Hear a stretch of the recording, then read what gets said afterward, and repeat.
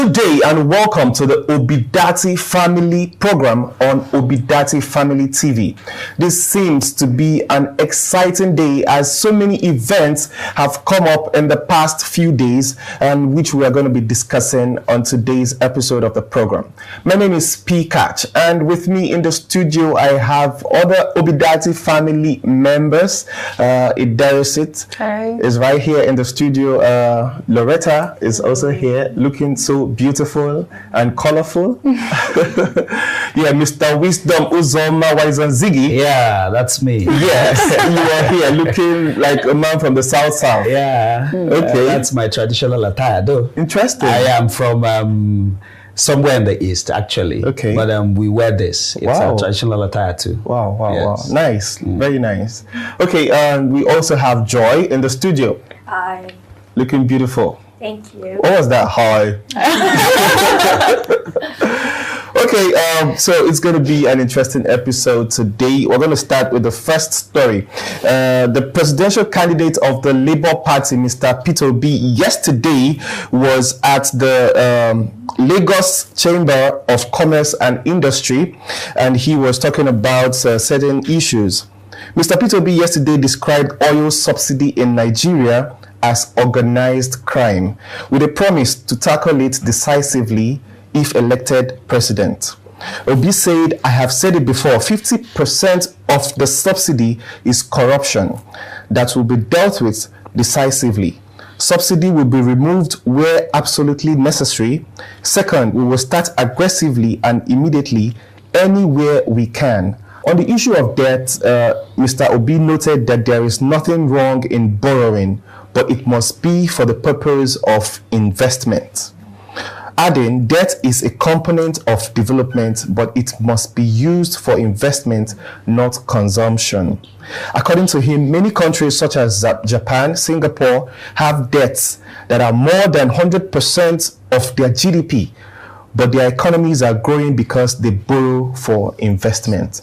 I think this has become Peter Obi's mantra, taking Nigeria from consumption to production. And he was just trying to say that there's nothing wrong with borrowing. Even the civilized countries of the world, he mentioned the US, he also mentioned China, he mentioned Singapore as well. And all of these countries have debts, okay, that are almost 50%, 100% of their GDPs, but they are developing. They're developing, they're not spending all these debts on their own consumption.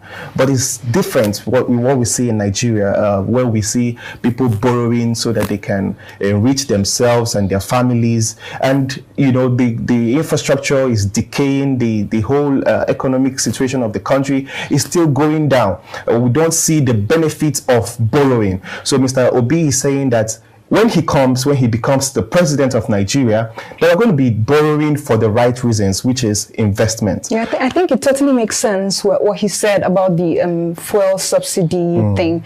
Because, fuel subsidy is supposed to, take off a part of the burden from the people that are consuming. It's not supposed to be that expensive. But we understand, we can see now that fuel is not even affordable. Let's talk kerosene. Car owners are supposedly rich people. Yes. You understand? So let's talk kerosene that normal low-class, middle-class Nigerians use. Where they're selling, last I heard was like 350 for a liter. Imagine that. 350 naira for 1 liter. Oh, it's more than that now because this is like some months back. It's terrible. So if we have to remove fuel subsidy, then no wahala. Let's remove the subsidy and know that this is what we are doing. This is what we are buying it for. I don't know if you understand me. Let's not be that they said there is subsidy, but yeah, we are still suffering. That's just basically what I think about the matter. Well, you see, we talk about subsidy. It's very annoying when we talk about this subsidy. Why the issue of subsidy wouldn't have had that in the first place if we had done what is right.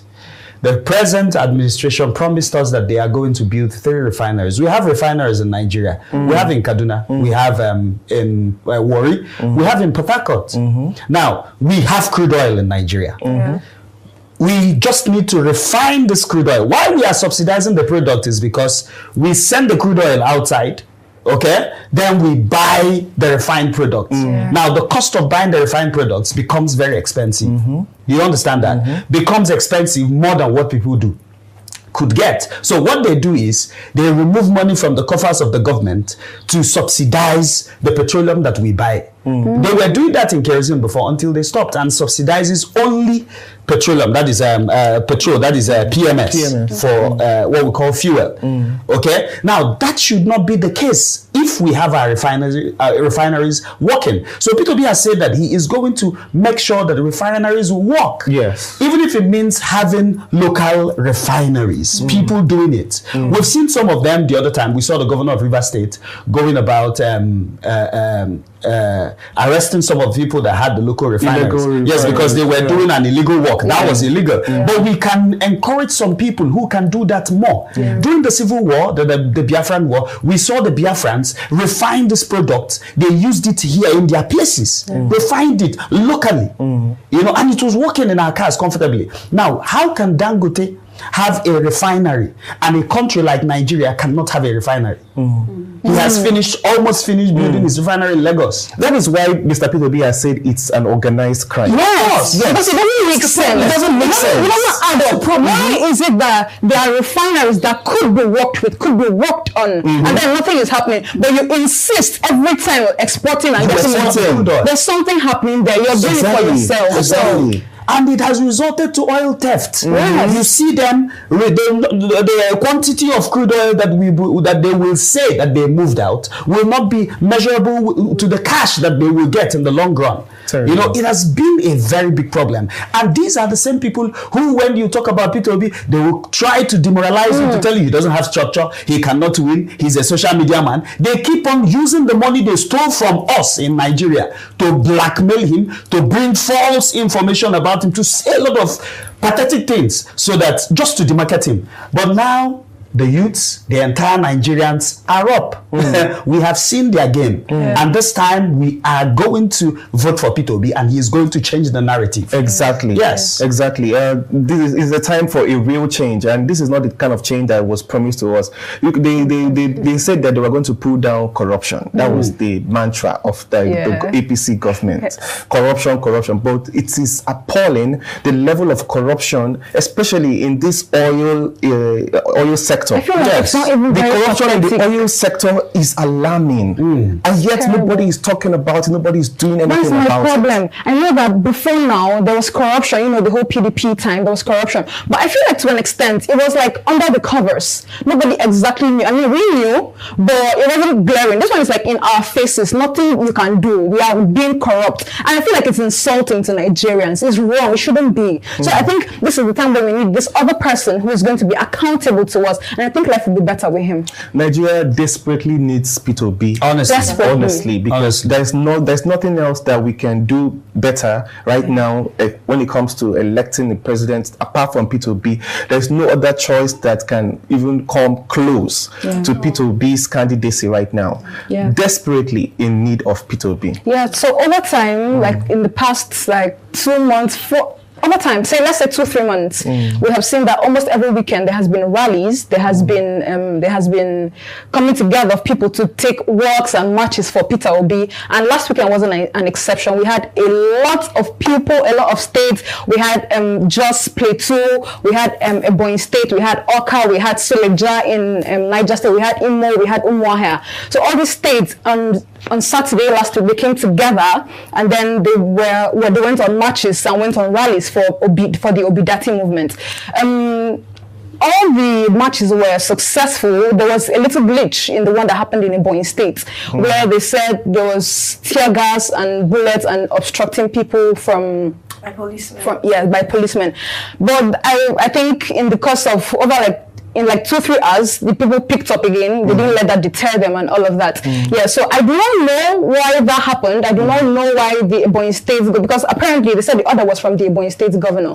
So I do not understand. I don't know if there's a problem. Is there a problem with people protesting? I'm sorry, this wasn't even a protest. It wasn't a protest. This was a march. This was a rally. So are we supposed to pay some amount of money? Are we supposed to Is there something supposed to happen before This is a this? violation of human rights. It is a clear violation of the rights of Ebonyi citizens that came out to pledge their solidarity to Mr. Peter Obi. If this march was for the APC or the government in Ebonyi State, believe me, there will be no disruption of the march. Yeah, sure. But it's really annoying that the police will be involved in such illegality. Because that is what it is. The citizens have a constitutional right to march. Okay, as long as it's not violent, it's a peaceful march. What happened in Ebonyi State, for me, honestly, it's a very big shame. People have the right to, peaceful assembly. It's their constitutional right. They can gather as long as what they are doing is the right thing. They are assembling peacefully. So what they were doing is not out of place. The police coming to disperse them, not just disperse them, using tear gas on them. In fact, we had some of them saying that they were shot with live bullets. Some of them, in the couple of the videos we saw on social media, some of the people there were saying that they were shot with. I mean, I don't know why the police will keep doing this kind of thing. We keep hearing things like this again and again with them. You see, I need to be honest with you. The police in Nigeria, more oftentimes when the people, especially the youths, try for a better government, okay, if we have a better government, they will be the one to benefit more. To be honest, I keep saying that. They will be the ones to benefit more because they are passing through. I don't want to use the word hell. A lot of them are not passing through. I mean, what they are passing through is beyond what they should pass through. Yes. Honestly. And when they see that the people are trying to do what will help them, what will help the country, I think the least they could do is to encourage them. That's what they need to do, because when some of them complained, the other time we saw some of them protesting in some of the states for not being paid their allowances, their salaries, and so on. Every time the police service commission will come to media and talk about, yes, we will give you, we will increase their salary, we need manpower, but in the long run, we don't see anything for the police people. All right, and when people are moving, wanting a transformation, wanting something better for the country, you don't need to disrupt them. You need to support them. Even if you don't want to support them, stand neutral. That's the right thing to do. But we thank God that the guys did not back down. They went ahead. They kept moving. And you need to see the mammoth crowd. It was so beautiful to see. Yes, and the beauty too was in Jos. It's my place of birth. I saw a young man that looked exactly like Peter Obi. People were saying that's his twin. They looked exactly alike. But I'm so happy because the turnout was also awesome. It was wonderful. A lot of people came out. I am Pikachu and Joy. We attended the one in Oka. Yes. It was so nice. It was beautiful. We had a really good time. I mean, that's just awesome. That's what we need to keep seeing. I am still waiting to hear this rally in the Northwest specifically. We've had the one in Kaduna. I'm hoping to begin to see in no time people from Kano State, coming up to organize such rallies. The Lagos State is preparing their own, though there are little court cases, but it's going to happen. It's going to happen. That is going to be the mother of it all. About 4 million, 5 million, million man march. It's going to be massive, and I can't wait to see that. Hopefully by then I'll be in Lagos. And I'll be sending reports directly to the space. We can't wait for that. It's going to be happening on the 1st of October, which is Independence Day, Nigeria's Independence Day. I believe that will be the mother of all rallies, because it's going to be happening across the nation, not just in Lagos State. It's going to be happening every other place, in every state in the country, and I believe that's going to be the mega rally. We're looking forward to it. Like Darius pointed out, it was really beautiful, marching, experiencing the man, not just talking about it. We experienced it was a really nice experience. We had a lot of fun. And you see other people just walking, just marching in solidarity for people that haven't been paid one night. The passion, the interest. Like, it wasn't something that people were just marching. It was everybody was engaging everybody. Like they were talking to people by the roadside, they were engaging people, taking videos, encouraging people. So it was like really nice. It wasn't something that we got tired of. Like we're enthusiastic about it. Even people that were not marching, maybe people passerbys and people that were driving by, they will still, make comments and encourage people that are marching to continue. And I saw something that that elated me. In Bayelsa, the youths there that were in the rally, they were picking every trash. Every trash on the streets. In the process of the rally, people would drink water, can water. There was this group at the back that were picking everything that was dropped. I'm going to say awesome. That there was refreshment though. I don't know if you don't collect, but I collected yogurt. You collected yogurt. Wow! I collected yogurt. That was a voluntary thing. Yes. That's to show you the love. Yes, honestly. Joy, you were part of that march, right? Yes, I was there. I saw everything. In fact, it was a clown call. You need to see the youth, the Nigerians. They're just marching out in one solidarity, marching out for Peter Obi, tirelessly doing all they could. Understand? At that particular point, they were just doing everything. For me personally, I was happy. I was there. I was just laughing for no reason. I don't know, but I was just laughing. I was laughing. I was so happy at what happened that very day. It was cool. I think this Obidient movement has brought this spirit of this team spirit to Nigerians. Like it's something really commendable. I was telling Joy that one thing I've noticed is that if there's going to be a revival, like a rebate, you start seeing it. Exactly.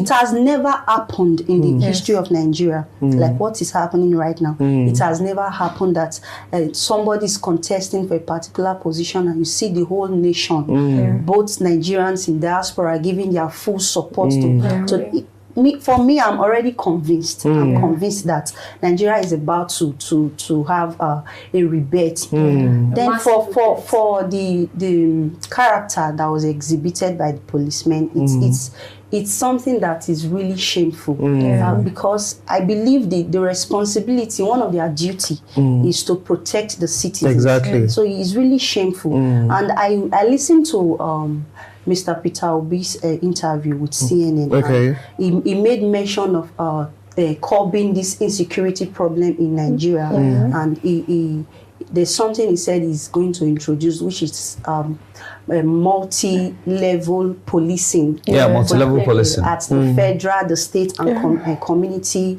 level. Because I feel some of the reasons why a policeman who is supposed to protect the citizens would start accepting bribes from people to say, okay, let's halt this set of persons, and then they will accept the bribe, is because I feel they are not rightly motivated. Like if I'm working for you and I am starving, I'm not well paid, it means anybody can just come and then just say, okay, I'm offering you the sum of 2 million naira to do this, to commit a crime. So I feel they are not properly, they are not rightly motivated. And I heard him say he's going to recruit more policemen, more security personnel, then equip them, and then make sure they are rightly motivated. Because I believe a policeman who is well paid is not going to accept a bribe. He's not going to go out there to say, okay, before you pass, you have to at least give me 100 naira to pass. So I think also about the insecurity thing he spoke about on CNN. He talked about the adverse effect that insecurity has had on our day-to-day lives. You know that a lot of the grains we get are from the north. So, and due to the insecurity that has been happening, that these farmers are not able to go out to their farms. They've left their local governments, left their houses. So that's why if we have to buy tomato now, to an extent, it's expensive. If you want to get this and that, is expensive. So he said he was really going to pay a lot of attention to the insecurity that's happening up north there, so that things will be more expensive. Our way of life, our standard of living, cost of living generally will, be better. Yeah, talking about the insecurity, I think that's what we should really emphasize more on, because looking at the security apparatus of our country, it has really collapsed. It has really collapsed, whereby even our fresh graduates, they are scared of serving their father's land. because of the case, the persistent case of terrorists. Terrorists keep ravaging major part of the country, and it has remained worrisome in the country. I think we should really emphasize more on security in this country, because it is actually affecting our economic as well. It's affecting whereby farmers, they can't go to farm, they can't farm. Even the women, the process whereby they are privileged to go to their farm, they will encounter cases of terrorists, maybe raping, kidnapping, and the rest. That's one thing we should really work on. I think so. All right. So also on that interview that Peter B had with CNN, he spoke about the conspiracy of the elite in Nigeria to get people to vote to elect their leaders according to ethnicity and religion. And my turn, your turn, okay, local. You know. So he has described that as a conspiracy by the elite, the political elite in the country, you know, to keep people, you know, under oppression. But he has said that in this coming election that the people will be voting based on character, on competence, based on capacity. And I think that is a better way to vote. Yeah, I think that makes perfect sense, because you know, over time, most of the reasons why these people have asked us to elect them is, or why they've asked people to elect them, because not me, is because power needs to move from here to here. That not already, for some reason they said the North has a better capability to rule Nigeria. I don't know why that is, but over time that's what has been the case. So I think it makes sense now for us to forget about it is my turn, it is our turn, and these people did this. Let's look at the person who can do this job for us better, because they said continue to do one thing over time and then expecting a different result. It doesn't make sense. So let's divert. Let's take a turn here and say, okay, we have done this over time and it hasn't worked out. So let's look at this person who has come out despite his ethnicity, his religion, and despite our own ethnicity and religion. Let's look at what this person can do, what the person can offer us, and then put this person on the seat. Yeah, you know, over time we'll be voting for powerful political infrastructure. I think it's time we should vote for big ideas. Like some person do call Peter Obi. He say he's a man of big ideas. Like that, it has nothing to do with the country or the election. But I think it's time we vote for big ideas, because before now we've been voting for powerful political structure. Let's try big ideas. If this big ideas is capable enough to lead Nigeria, if this big idea have the competence to take Nigeria to our promised land, I think we should go for big ideas. Honestly, I had lost hope in Nigeria if Peter B did not come. For me, everyone knows that I have always talked about secession of Nigeria, because from what I have seen, there is no direction. You know, but immediately he said he was going to be a presidential candidate. Honestly, the love I had for him increased. I saw his work in Anambra. I saw what he did. This is a man that is very, very capable in every sense. He did a lot of transformation in Anambra State. And we need somebody like that in the national level. You know, one beautiful thing about the entire P2B movement, and we, the ObiDatti family, you know, is that there is nothing like ethnicity here. There is nothing like tribe. There is nothing like religion. I am from Abia State. And I know some of you here are not even from some of it. I think she's from Delta. He's from Delta, and she's from Akwa Ibom. You know, so when you come to the family, the ObiDatti family, you see people from the north. I have a friend who is from Adamawa State. He is in the ObiDatti family already, a very good friend of mine. You know, I have another one who is from Plateau State. He was my friend. We grew up together. You know, and he's a Muslim. You know, so he is a staunch supporter of P2B. There are a lot of people who they have seen what this country has become in the past, and they totally want a change. And P2B is bringing that thing to us. For the first time, we're being united again as a nation. We have never been a nation. That's what I've been. I have never seen a time where you see people gather together, you know, irrespective of tribe, religion, ethnicity. It was only during the NSAS period that we saw that. But now we are seeing it again. And it's a good thing. Yes, the NSAS, people said, oh, you wanted to do this one in the country, do this, do the other one. He said a lot of things about the NSAS. Now, this is the politics. This is Nigeria. We want him to come and lead us. And good thing, his running mate is who? Yusuf Gatti. Yeah. Another fantastic man. Another man who has the charisma. Yeah. Who has, the pedigree to lead the country. I mean, I don't know why any right-thinking man or woman will not want to vote for these people. Honestly, if you want Nigeria, you truly want Nigeria to move forward, to be the real giant of Africa. Yeah. I don't know why you will not vote the pair. I feel like anybody who doesn't want to vote them into power, the person has Japa plans. The person has a rich family. I don't have that. I don't have the means. This is like all I have. So this is all I need to fight for. This is all. I don't know. Even if you have a rich family, you must be affected. Exactly. Look at people who go, before we were going through the road. We entered the road, they brought the train. the train became a problem. Now look at the prices of aviation fuel. Look at the cost of flying from one place to another. No, it's even if you are rich, unbearable. it must affect you. One day now, since we have bandits, kidnappers hijacking the road, they have hijacked the road already, the rail line. One day, don't be surprised if we continue like this, they will hijack a plane. We don't pray for that. Oh my God, it's not funny now, but it's not funny. Honestly, it's not. It can get there if P2B is not elected as president. I believe that anybody that is not in support of P2B has an interest. Yes. Has an interest with the APC. Maybe his father knows somebody, exactly. or they know.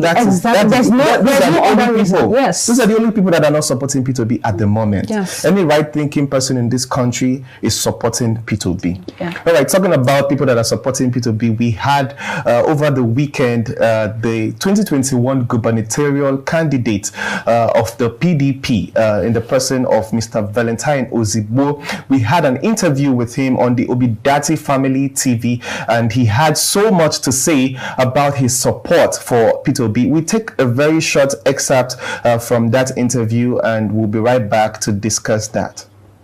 I'm happy with the effort Vice Presidential candidate has made so far. But obviously, as a VP, he's going to lead the charge in the North. And all of that is being fine-tuned, the process, the strategy. And when those are launched, I am convinced, beyond doubt, that P2B's movement will catch fire in the Northwest and the Northeast. To answer this question, because Sarah should do some introspection, allow me to now remove this cap. and put this cap.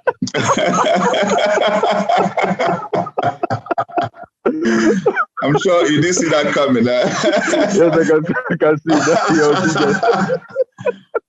So, all right, that was a little bit from the interview that we had with Mr. Valentine Ozigbo, and he spoke passionately about his support for Mr. P2B. It's so interesting how youthful he is too. Yeah, he was so interesting on the show.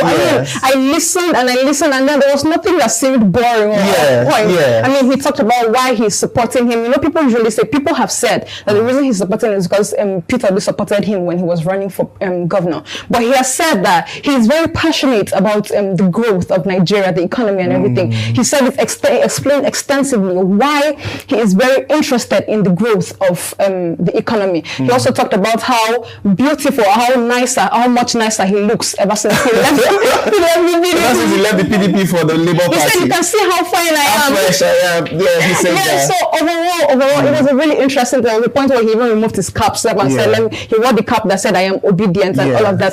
So Mr. Valentine he really explained to us, showed us why and how we can support this movement. Yeah, one thing that also struck me was one comment that he made.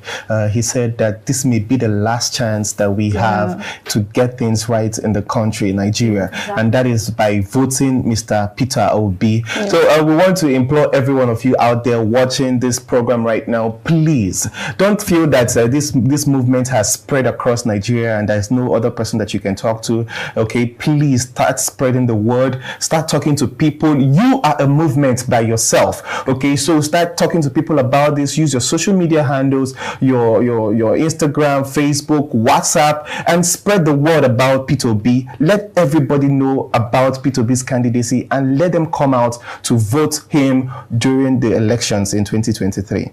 I don't know if you guys have any final thoughts before we end the program, Joy? Okay, like I said before, I said Peter Obi is the will of God for Nigeria.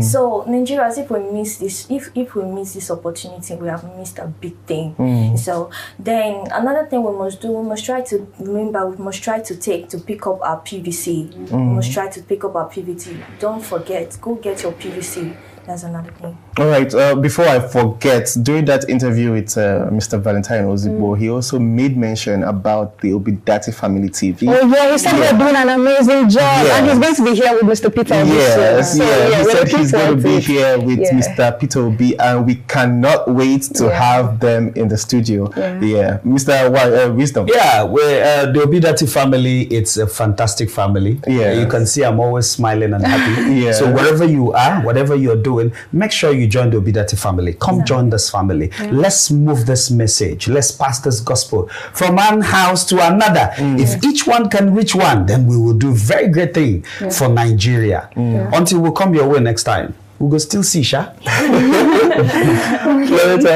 Nigerians, if you know you are craving for a better Nigeria, just like I'm sure you are part of this great move, make sure you are spreading this obedient gospel. Make sure you tell someone about the ObiDatti family. Don't just watch our videos, our live shows. Make sure you tell someone, share to different groups, tell people about it, because we all have a part to play in this whole thing of we having a better Nigeria.